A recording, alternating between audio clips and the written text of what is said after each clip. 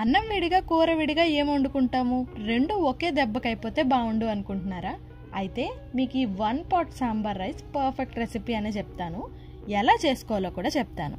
First stove on చేసుకొని cooker పెట్టుకొని అందులో కొంచెం ఆయిల్, 1 స్పూన్ తాలింపు దినుసులు, కొంచెం కరివేపాకు వేసుకున్నాను.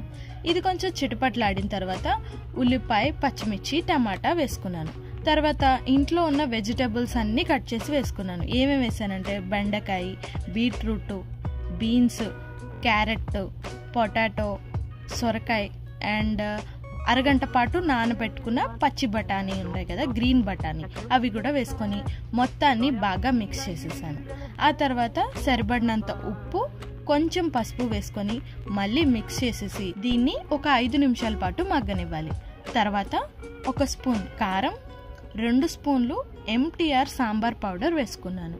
ఎవ్రీ టైము నేను ఈ ఎంటీఆర్ సాంబార్ పౌడరే యూజ్ చేస్తాను. దీనివల్ల చాలా మంచి టేస్ట్ వస్తుంది కాబట్టి. రెసిపీ స్టార్ట్ చేసే కంటే ముందు మనం ఏం చేయాలంటే 1 గ్లాస్ బియ్యం, 1/2 గ్లాస్ కందిపప్పుని 2 సార్లు కడిగి కొంచెం వాటర్ వేసి అరగంట పాటు నానబెట్టుకోవాలి. ఆ తర్వాత ఈ కుక్కర్లో 1 గ్లాస్ బియ్యం తీసుకున్నాం కాబట్టి 1.5 గ్లాసున్నర వాటర్ తీసుకోవాలి.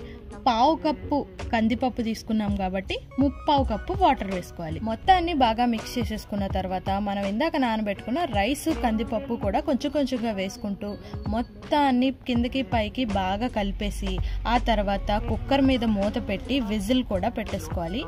2 విజిల్లు హై ఫ్లేమ్ మీద రానివ్వాలి, 3వ విజిల్ లో ఫ్లేమ్ మీద రానివ్వాలి. ఆ తర్వాత స్టవ్ ఆఫ్ చేసేసుకోండి.